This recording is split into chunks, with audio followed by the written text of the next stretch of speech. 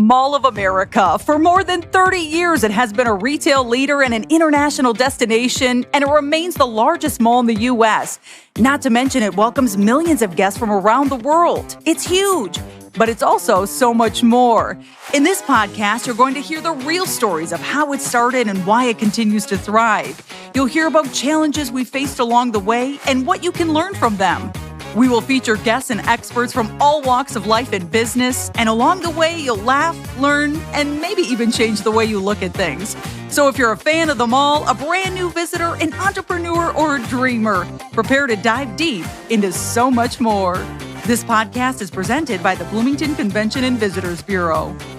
Welcome to So Much More, our Mall of America podcast. I am Jill Renslow, the Chief Business Development and Marketing Officer here at Mall of America, and I am joined by my co-host, Grant Bundt, our VP of Marketing. Welcome, Grant. Thank you, Jill. Grant and I are really excited to talk to our guest today because it is one of our fan favorites in the office. It is Nothing Bundt Cakes. So we are going to learn from two guests who are part of the family behind our newly opened store here at Mall of America.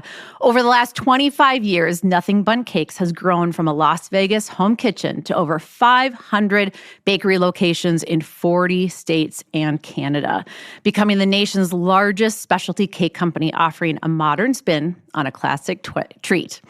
Please welcome to our podcast today, owner of the new Mall of America location, Kim Cassens, and her son, Joe. Welcome, you guys. Thank you, Joe. Thank you. So like I said, Grant and I love your location because we frequent it often.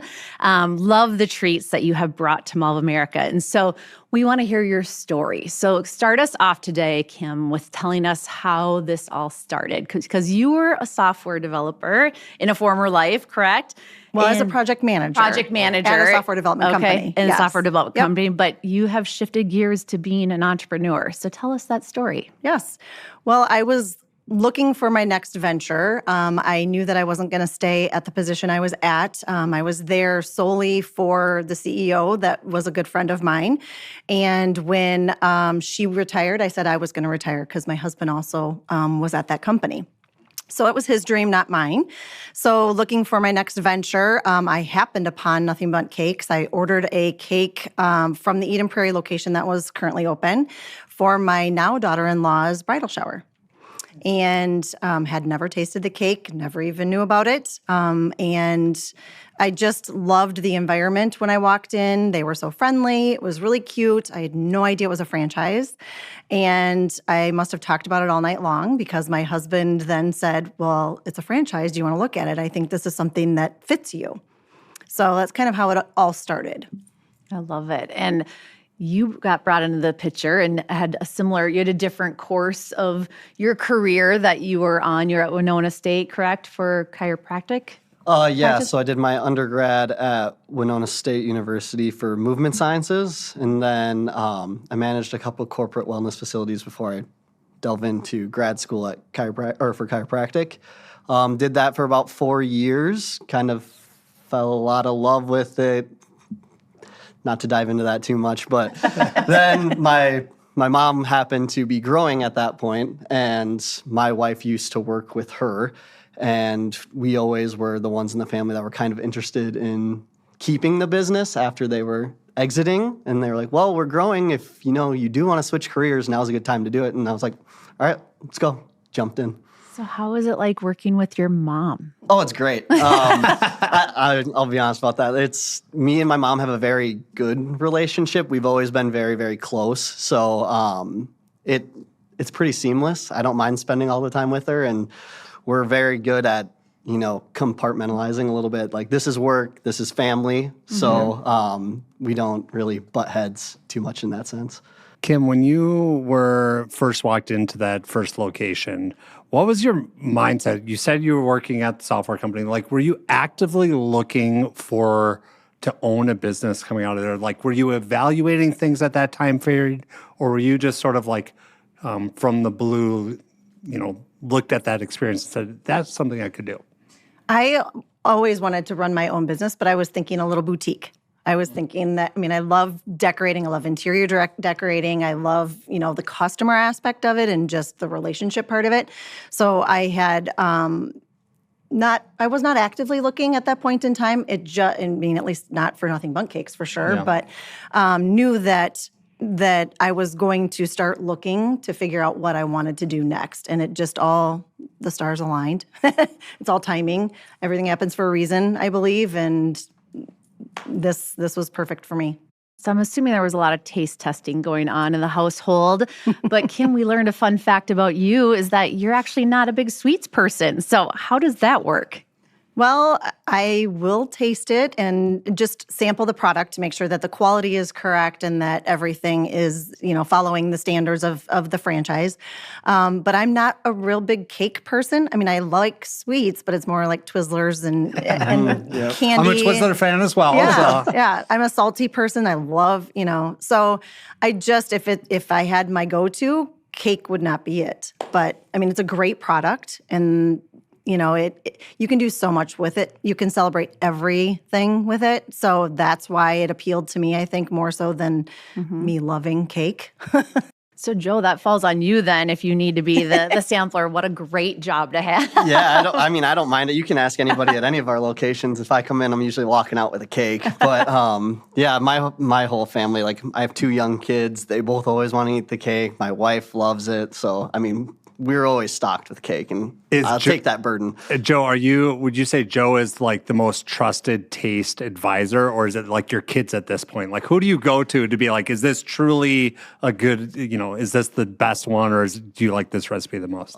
Probably my wife. I was going to say Shelby. Yeah, my wife Shelby. She's a sweet connoisseur. She, that's like her avenue. She lives for it. So, like we had a new flavor come out. It was like a gluten-free lemon raspberry, and she was like, "So when are you bringing it home? I need to try it and see if it compares to like our other favorites." And so I brought that home last night, and we ate that together. Well, and you guys were very kind and brought some treats with you today. So those that are listening and not viewing, we have a display of amazing. These are the Bundtinis, correct? Correct. So we're going to get a chance to do some sampling later today. But it's interesting, even just the story of how Nothing Bundt Cakes started. So even before you took on the franchises, this started back in Las Vegas, right? So tell us the story about how it all started from the actual brand development. Yeah, so 2 women were neighbors, friends, and they started baking and just creating cakes and giving them away.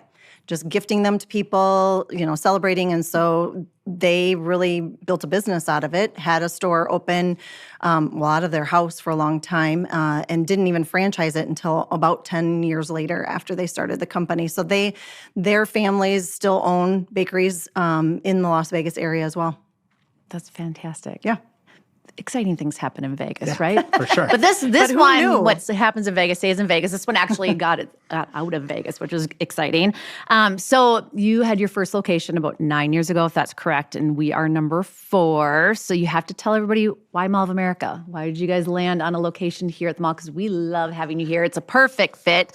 But what made you decide on MOA? Why not? It is the destination, right?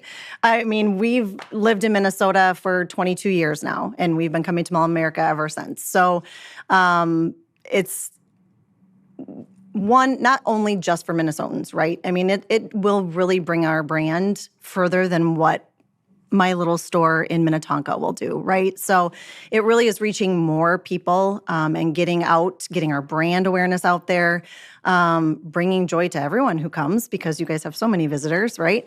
And, it just, the concept of it for me just made sense. I mean, just, why wouldn't you? Mm-hmm. We love that. We answer that a lot of times when people ask us why. It's like, why not? So, Joe, help people understand where you guys are located and how they can find you in the mall. Yeah, so we're in, right across from Nordstrom. I think it's N294, correct, is the actual location. So usually I just say, go in through Nordstrom, walk right across, you're going to see it. And it's got a big blue awning, Nothing Bundt Cakes right there, big Bring the Joy sign right on the wall. So Second floor. Second floor, right there. Yep. Well, Nordstrom's got to love that little plug. Yes, Come through exactly. Nordstrom. No, very easy and very accessible. So we do appreciate that. One thing that you guys have in common that we do at Mall of America is the philanthropic efforts that you have, giving back to the community. It's really important to us. It's part of our DNA. Helping the community through a variety of different organizations is really important. So share with the audience what your stance is on community outreach and your philanthropic efforts for your Nothing Bundt Cake franchises. Yeah, absolutely. I mean, that is one of the reasons that I love this product is because I can do so much with it. Not only by giving cake away, but sponsoring different opportunities as well as, donating funds back to it. We do, in Minnetonka especially, just because that's where I started, right?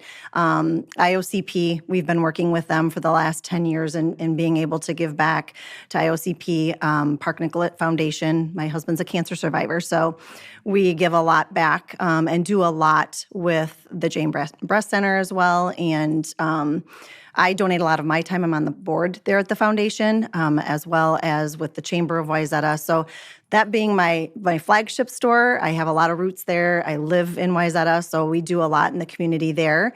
Now that I own Eden Prairie and Egan, we're finding out what ways we can possibly become more involved in the community and what we can do to give back there. And now that we're here at Mall of America, the same will be for Mall of America. So I really appreciate that approach, really understanding what the community needs and what's going to be how you can connect those efforts. Because if you just go in and it's cookie cutter community to community, it might not connect with the folks that live there. So I think that's really smart to do your homework. Yeah, with those 4 stores, the marketer in me wants to know, like, how does your customer differ in a location like Minnetonka versus Mall of America? Do you guys look at how you promote things or how the offerings are, or what that looks like from a community-based or guest-based from a store-to-store level? we are. We're learning more and more, right? We again have been in Minnetonka for 9 years, so that one is pretty secure in our customer base. As far as Eden Prairie and Egan, the stores are very different. The demographics are very different, and just trying to find different opportunities, in whatever way that is, giving back, if that is, what type of coupon are we going to offer? What type of magazine are we going to try to, be in? So, there's many different ways that from a marketing perspective, a lot of it is giving a cake away. Yep. Give a lot of cake away, get cake in mouth, have people try it because that's the best way to advertise, really.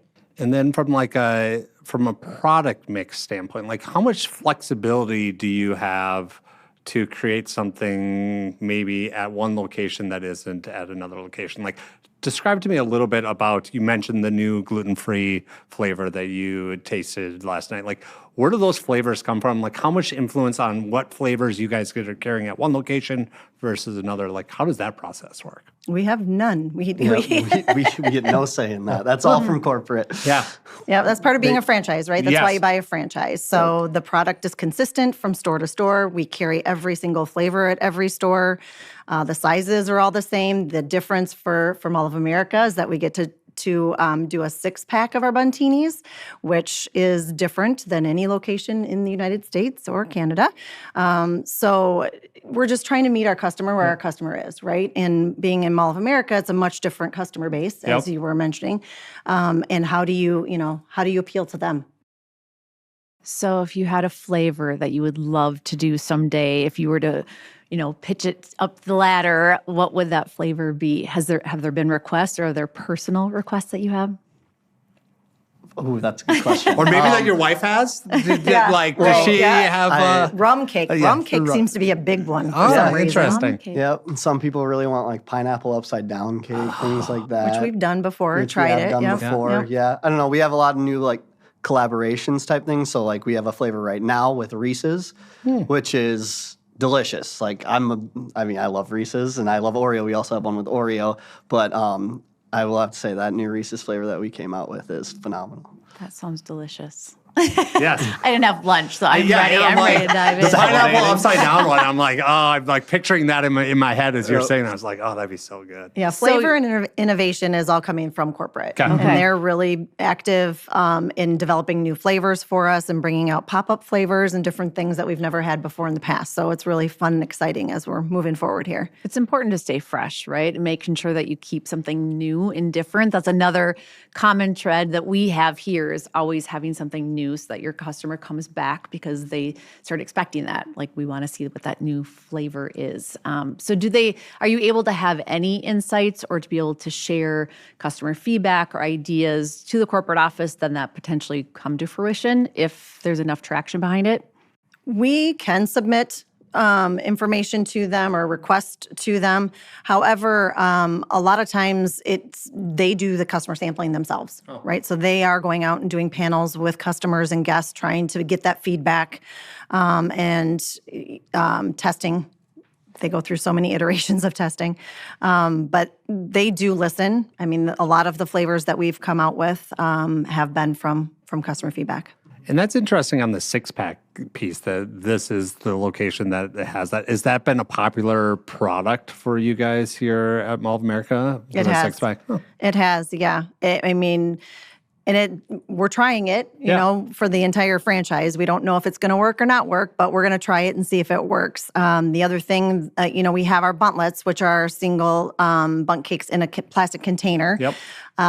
So that would be like the most single size you can get. So now we're trying to convince corporate maybe to even let us deviate from the 6-pack and do something a little bit different. We've heard a lot of customers asking for 1 or 2 of the buntinis. Mm-hmm.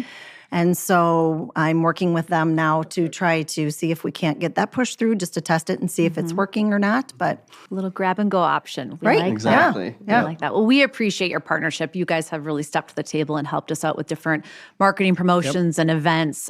It makes a big difference when we get our tenants to be able to expose themselves to our audience by doing things like that, sampling and being engaged in our events. Do you guys have any favorite events over the years that you've participated in or that you've supported that definitely are a memory to you?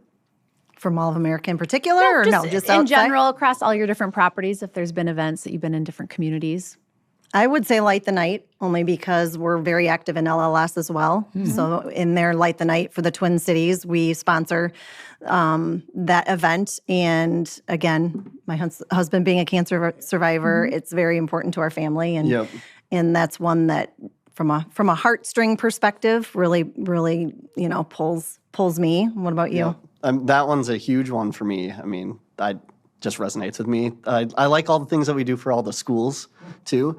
We are in a ton of fundraisers for schools and different sporting events and other activities like that, and I just think that's huge. I grew up in that realm, so I think it's always fun to be able to, throw our product around there and get cake in mouth. Explain that a little bit more. So what exactly do you with the schools? So we'll usually do a bunch of fundraising events is typically what it comes down to. So let's say, I don't know, Bloomington has a football game. We might have a couple of staff members there selling buntlets throughout the football game where everybody can come get them from there. So that's typically how it goes when we work with the schools. But we also do, go ahead. We also do for the younger kids, we do like bookmarks. So if they do a book reading program, and then they can mark off how many books they had. So if they get 5 little bunts, then they bring it in and get a free little bundt cake for it. Yeah. So different things like that, just to be engaged in, not only, high school sports and activities, but how do we start working in the schools with youngers? And then for teacher appreciation, we do a ton of teacher appreciation. Yeah, we do. That's great. So Grant and I, our wheels are spinning because we do a lot with teacher appreciation. Our foundation is focused on education across Minnesota. And so we will definitely be getting you guys in the loop of all those opportunities. Love it. It's great. Yeah. And my 7-year-old started readathon today, or tomorrow. So definitely know that program. And I know that you guys have done that. So that's good great. Motivation. So speaking of kids, so you actually were a stay-at-home mom for several years as your kids grew up, and taking that leap of faith to jump into whether it's a career path or even being an entrepreneur. Talk about that leap that you took and maybe advice that you have for other stay-at-home moms that might be kind of thinking through that process and being inspired to maybe try that for themselves. What's your advice for them? Believe in yourself. I guess you can only do so much if if you don't believe in yourself, you're not going to get as far as you would if you did, right? You take a leap of faith and surround yourself with good people. That's another one. I would just say, from a motivation standpoint as a mom, right, you always are trying to guide and lead your children and try to teach them the best way that you can. And for me, doing this as an example, right, for my children, and how do you give back? How do you treat others the way that you want to be treated? And how do you do good in the community and for for the greater good? And I believe that this is what that allows me to do. I love that. Well, your mom seems like a pretty awesome role model. Yep, I'm pretty lucky. Pretty lucky. So talk about your involvement with your mom in this organization. You have, sounds like, a young child or more at home. How do you balance the business responsibilities along with being a dad? I got modeled it very well. Like both of my parents, right? They're very, very hard workers, but they always made time for family. So family's everything to me. I always am going to make time for that, and it's good about just making the divide, right? I'm the director of operations. I oversee 4 stores. It's pretty go, go, go. I always have my phone on me type of a thing, but I know when I am home, I'm going to give my attention to those kids and to my wife, and when I am needed at the stores, obviously, I got to go help there, but... Thanks for sharing that. No worries. So give us a little sneak peek behind the scenes. So are there any fun stories that you guys have to share? Maybe it's a customer story. Maybe it's a crazy request, a design for a cake for a special occasion, or just something fun that you guys share at dinner parties when people ask you what happened today, or fun stories that you guys have. Anything that comes to mind? I mean, I don't know if it's a fun story. It's always, it's nice and good to hear, but we used to sample in the stores before the pandemic. Now that's kind of gone away. But it was just amazing to hear everyone that would come in and sample the cake. It was the same, oh my gosh, this is amazing. And just to hear them, take that bite of cake, and then that really gives you the joy that you're trying to give them, right? And it just, I don't know, it always makes you feel good when people are enjoying the product that you're providing. So that was always fun. It just makes you laugh when you hear it every single time. It just was customer after customer after customer. But I think Jill and I know that sound. So when you guys first opened, we got a bunch of cakes and we brought them to our office, and it was literally that. We're like, whoa, like this is great. I got to go down. I got to bring some home. And that's how I first tasted it, was a sampling in our office. And that day I went and got 6-pack, brought it home for my kids. Yep. That's exactly how it works. So I know that sound that you're describing there for sure. Mm-hmm. Yeah, it's always fun. We'll do drops all the time, different company drops where you'll just go take cakes for marketing, right, type of a thing. And I remember it was the first time I did it. I was college at that point, and my mom took me along because I worked there part-time as a froster when I was in college. And wait, I got lots of questions about that title, but finish your story first. Froster. So anyway, we would go do all these corporate drops, and I remember I just thought it was weird. You're just bringing cake to a company, and we're going to see what happens. And then you go in there, and everybody lights up, and they're like, "No way, you're bringing us cake! This is awesome!" And everybody's they're running around telling everybody. So I just think it is funny to see the reaction from people and how excited they get about something so small as cake. So I think I know what a froster does. But before I ask you that question, does all of the roles have cool titles like froster? Does everyone have this hey, I do this, I'm the, There's a baker. Yeah, baker. There's a joy creator. Joy creator? Yeah. Yes. What does the joy creator do? That's basically our guest service representative, the person in the front that does the cashier, grabs the cakes and stuff like that. They're called the joy creators. Yeah, we have crafters. They, make the cakes look all pretty and everything like that.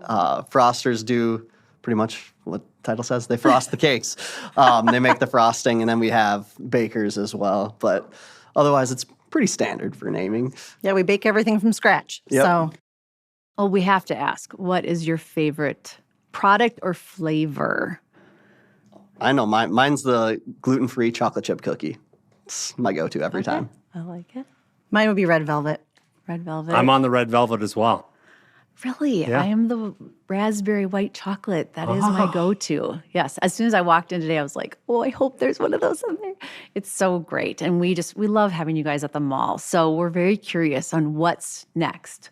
What is next for this location or for your future as you look at potentially expanding? But what is next for you guys and Nothing Bundt Cakes? Well, as I mentioned, we're going to try to push some smaller bites out the door here, and try to see if that helps, bring joy to the guests and make them happy. Greeting cards. We don't really have anything in the Mall of America except for our cakes. So we do have retail boutiques at all the rest of the stores at the standard locations that has gifts, for any occasion, birthday, girlfriend, Father's Day, Mother's Day, baby gift, whatever it might be, but cards and candles and, supplies for your parties. And so we have had lots of requests for greeting cards here at this location. So we're going to test that and see how that goes and see if we can have, a good little selection of greeting cards. But outside of that, our next location will be number 5, and that is in Prior Lake Savage. So we've signed the lease down there and on the corner of 42 and 13. And so we'll be opening that here in Q2. Yep. And then we have about 4 or 5 more that are coming in the next 4 years. So, Great. Yeah. Exciting More future. fun to come. Exciting. And congratulations to both of you for all of your success. And thank you for bringing Nothing Bundt Cakes to Mall of America. We appreciate it. And I know our guests do as well. So thank you for joining us today. And that's going to do it for this episode of So Much More. So listeners, viewers, hopefully we made you hungry and you're ready to go try it out for yourselves. Come to Mall of America, located on the north side. We'd love to see you here. And that's going to do it for this week. So tune in for more, and we'll see you soon. Thank you for tuning in to today's episode of So Much More. If you want to hear more, be sure to subscribe to our podcast wherever you find your favorites, including Spotify, Apple, or Google Podcasts. And you can also watch a video cast on YouTube. Go to podcast.mallofamerica.com to leave a review, ask a question, or give us an idea for the show. Until next time, thanks for listening. So Much More is presented by the Bloomington Convention and Visitors Bureau, the official destination marketing organization for the city of Bloomington, Minnesota. Before your next trip to Mall of America, visit bloomingtonmn.org for answers to all your travel questions, deals and packages for hotel stays, and so much more.